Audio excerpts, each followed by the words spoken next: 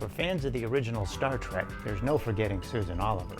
Susan Oliver's Vina is really kind of iconic. When I first put up a website, I had more emails from people about Susan Oliver than any other subject. Who are you? You know who I am?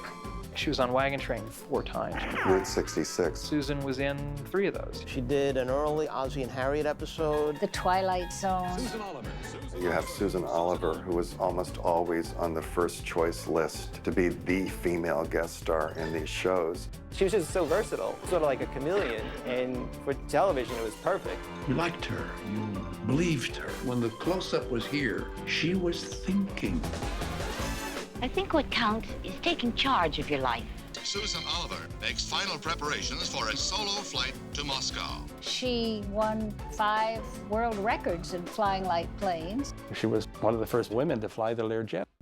I'll never know why she turned down a 7-year contract to Warner Brothers. Why isn't she doing a series? And there were very few actresses who were that prolific who didn't get a series. She turned it down. That is surprising. She didn't want to be locked into anything. She didn't want to be controlled. She wanted to write. She wanted to direct. I want to make films. Do you realize that in my 18 years in the business, I've never worked with a woman director?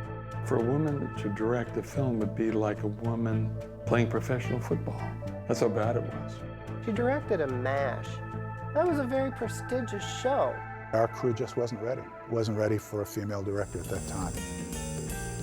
She should have acted in all kinds of things and didn't have that opportunity because she didn't behave the way they wanted her to behave. She was just so watchable and endearing. What happened? How did somebody who was that good not have the kind of star career that her star power sort of justified?